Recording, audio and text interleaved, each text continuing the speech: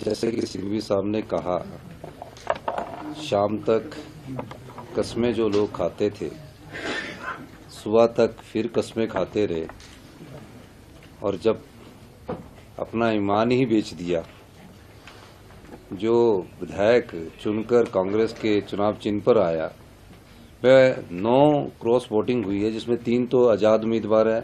उनके बारे में मैं कुछ नहीं कहना चाहूँगा। 6 जो उम्मीदवार चुनकर आए, जिन्होंने अपना ईमान ही बेच दिया, वो भारतीय जनता पार्टी को उनके क्षेत्रों में हरा कर आए हैं, और यहाँ आकर वो पार्टी की जो अधिकृत उम्मीदवार हैं, वरिष्ठ अधिवक्ता, हमारे प्रसिद्ध अधिवक्ता, हिंदुस्तान के सबसे लीडिंग लॉयर, उनके खिलाफ उन्होंने वोट दिया। तो क्या लगता है आपको कि वो नाराजगी का वोट था?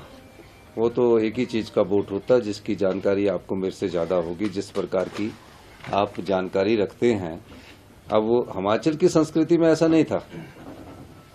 हिमाचल की संस्कृति में जो जिस पार्टी से चुनकर आता था, उसमें विरोधाभास रहता ही है, लेकिन जब वो चुनकर आए तो उन्होंने अपना वोट को बदला है, अपने ईमान को बेचा है।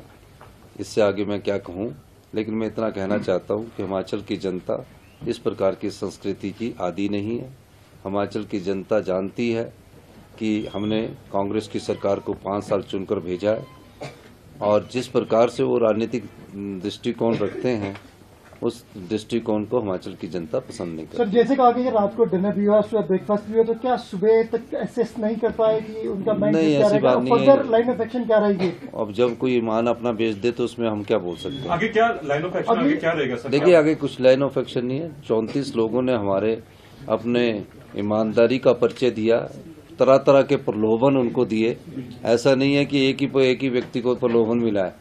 उन 34 आदमी में तरह तरह के प्रलोभन दिए, जिसकी कल्पना हिमाचल के नेता नहीं कर सकते।